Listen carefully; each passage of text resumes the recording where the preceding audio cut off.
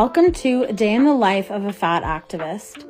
I start the day off feeding my cat some treats because she needs to know that unless she's fat, I won't love her.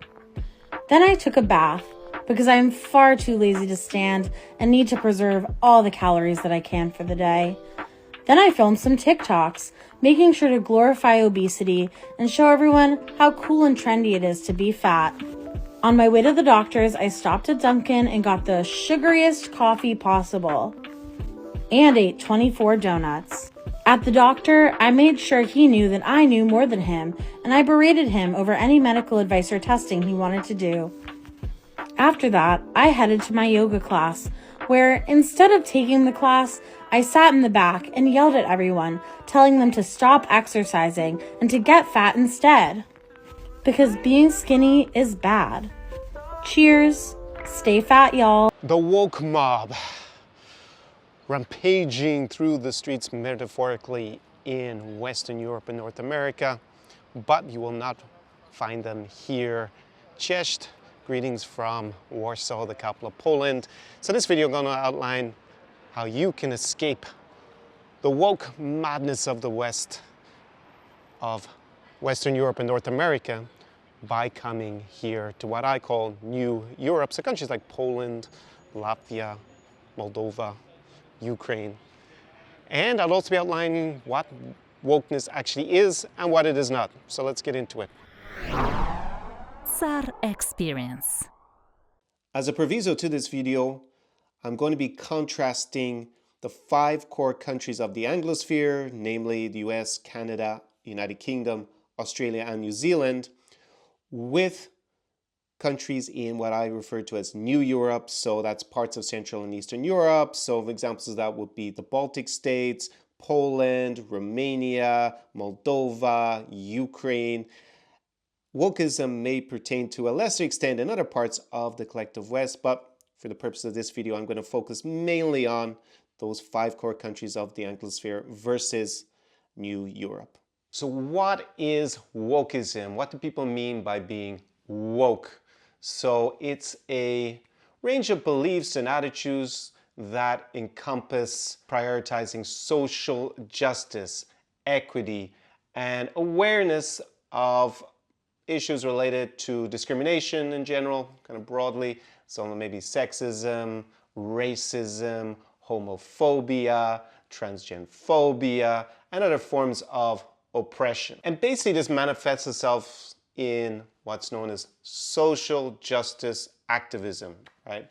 And there is an overlap with radical feminism. It's called intersectionality, and that analyzes power structures. You have the patriarchy that you'll hear that many of the woke activists rail against, right? So basically one of the key concepts in wokeism is equity. It's not equality of opportunity. That's a major distinction. So very communist ideals. So that's why it's associated with the radical left, the loony left, the far left. And they see this oppression has been interconnected. So racism is connected to sexism and misogyny and transgenderphobia and homophobia and discrimination based on your ethnicity. So some concrete examples would be equity versus equality of opportunity. Wimbledon is a very famous British tennis tournament, and at Wimbledon, men and women receive the same prize money for the stage at which they reach in the men's section of the competition and the women's section of the competition. So it is detached from the fact that, well, the men's competition produces more revenue. One of the things is that men have to play more sets of tennis. They actually have to play longer, and maybe on the whole it's a little bit more popular, generating more revenue commercially. But when it comes to the prize money, they now get the same. So the winner of the women's tournament is going to get the same in terms of prize money as the winner of the men's tournament. And that is equity, so that the winner of the 2 categories, they get the same, not based on the fact that maybe more people would watch the women's tournament, right? And so it's detached from the fact that maybe one of those two tournaments generates more revenue. So everybody gets the same in terms of prize money on the stage, not related to the commercial aspects, related to each side of the tournament. Another element you might see crop up, especially in these infamous culture wars in the West, is body positivity. It is something that you will, on the whole, never see east of Berlin in this region, right? So body positivity is basically celebrating being overweight, obese, fat, right? It's something that's particularly unhealthy and us as humans in general find particularly unattractive. But that is now, or has been, promoted in connection with woke ideology, that all bodies are the same. Again, this kind of more communist concept of equity, and being beautiful or skinny is somehow something to be shamed. So that is something that doesn't afflict New Europe or the eastern part of Europe whatsoever. You don't see so many people who are overweight, or definitely not supersized obese people. You see a little bit maybe when they get over 40, but generally under 40, the vast majority of people are just slim and presumably fitter and healthier than in the parts of the world that are afflicted by wokeism, this promotion of body positivity, which is basically celebrating being fat, right? So those are some of the social justice elements that are associated with wokeism. So the second element of wokeism is language and sensitivity. PC culture, the fact that you'll basically be attacked if you use anything that is offensive to someone, right? That is, again, something that doesn't occur so much in the eastern part of Europe or New Europe. People tend to be a lot more unfiltered, not as pluses and minuses, like they may genuinely be very offensive more likely, but at the same time, people are not watching their P's and Q's, and you get a little bit more of a realistic way or a more genuine way about how they think. So PC culture, not really a big thing in this region. Of course, that is also associated with cancel culture, where if you say something that some group takes umbrage with, that you're suddenly canceled. You can't appear on social media, in the mainstream media.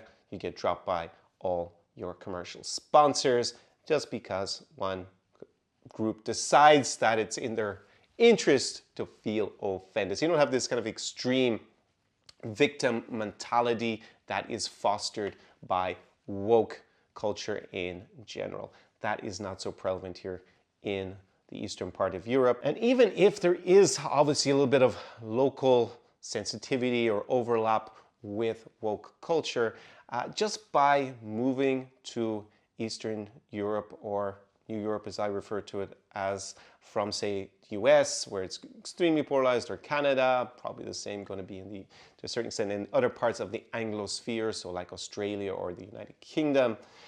Just by coming here and getting out of those culture wars, you will have greater peace of mind. You won't be distracted by so much, getting emotionally spiked, because you're probably just not going to care so much when you move. Leave that more kind of conflictual culture war culture that wokeism has been driving over the last, say, decade or so in places particularly within the Anglosphere, but you could say other parts of the collective West in general. I want to make an important distinction between someone who's anti-woke and someone who's just a big, nasty bigot, right? So there's a big difference between not being interested in the woke agenda and opposing it politically and culturally, and someone who's just an anti-Semite, a misogynist, a homophobe, a transgenderphobe, a real transgenderphobe, not what's claimed often by the woke crowd, etc., racist, an anti-Semite, because we can contrast with some areas that are not in New Europe, like we've probably seen the shocking images, scary images from the Republic of Dagestan in Russia, in the capital Makhachkala, where they were there hunting for Jews at the airport, trying to basically have a pogrom, presumably, or also in other parts of North Caucasus where leaders are boasting about there's no more gays left because they took care of them and stuff like that. So here I think people are less, well, first of all, they're more likely to express their dislike of something because there's no PC culture so much, so they're more likely to say it, not just keep it inside. So you're going to probably more likely to find out about it if they are a bigot or they dislike or they have an issue with, say, homosexuality or something like that. But on the whole, it's not a place where, you know, they're lynching people who are different on a, you know, at all, I would like to think, but definitely not, you know, on a daily basis or as a political agenda. And it's kind of interesting. I had a guy who wrote to me and he said, oh, you know, feminism is afflicting the girls I met in Kazakhstan. I was like, huh? Kazakhstan? I've never seen a purple-haired radical feminist roaming the streets of Almaty or Astana personally, so I was a bit surprised. And then he's recounted to me that he had made homophobic comments to some girls he met, and they weren't into it, they didn't like it. I was like, yeah, that's nothing to do with feminism, that's just you being a homophobe and a big obnoxious bigot. Yeah, that's not seen as very cool. Definitely amongst the younger and more educated people in this region. They're just not into this kind of hate either. So I just want to make that clear, that this is a region where you don't have to deal so much, thankfully for now, with the woke crowd, but at the same time, it's not a place where they're like lynching people on the street for being different, as I said. So I'm just on the way to an event that we were organizing here in Warsaw. It's one of the perks of coming to live. This is our experience with the insider here, as I know by some of my clients, and also they call me the special forces, some of the others, for this region. And that is one of the things that I've been emphasizing more and more in the in-person experience is actually social circle and going to events. I think a few years ago it was more focused purely on nightlife and going to clubs and bars and, you know, partying. And now it is more geared towards guys who are thinking of checking out the city, maybe potentially want to spend a good bit of time in a place like Warsaw.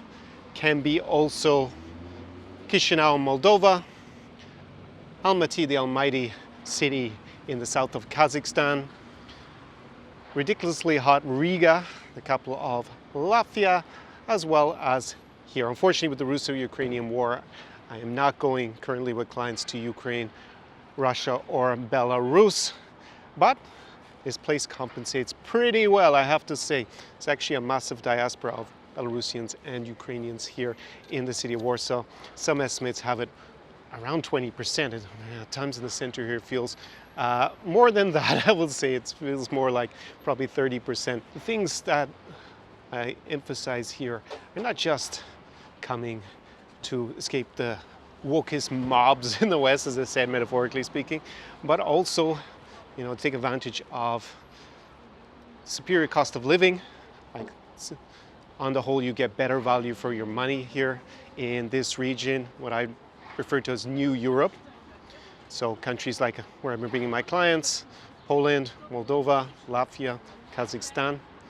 And you basically, a little bit like with the wokeism, the government tends to leave you a bit more alone in this part of Europe. So basically you get more freedom, I would say. In general, lower taxes.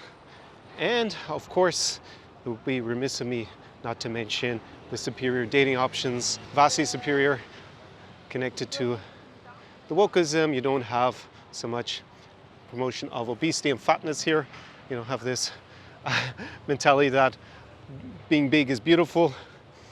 In general, obesity is a lot less in this part of Europe. You do have some, especially like over 40, but in general, it's a fraction of what you see in a lot of countries further to the west, either in Western Europe. You know, in a lot of these places, I know the people who run these bars and clubs and other establishments. It's a bit like already having a family when you come here, and that is really valuable if you're going to be spending a good bit of time in this region. So social circle is something that I really emphasize nowadays, and you know, it takes a long time to build it up. Obviously, you got to maintain it. You're going to have your own reputation in that social circle, but you can plug into my social circle on the In-Person Czar experience also. And with the ever increasing importance of social media, I also focus on developing out your Instagram account in particular. Just think nowadays it's something a lot of guys don't optimize, and you're leaving a lot of money on the table, so to speak. Just that it's like a CV, in particular for dating. It's like a dating CV, your Instagram profile. And guys in general, because we're less on ourselves, we're less valued for our aesthetics, I guess, than women are. We neglect to build it out and to take proper photos. So basically I help my clients with that. Always got, professional camera. We get some nice snaps. We build out your Instagram profile. And the idea to do this is not to catfish someone or misrepresent who you are. It's actually to allow you to demonstrate it properly so that people do understand your true value.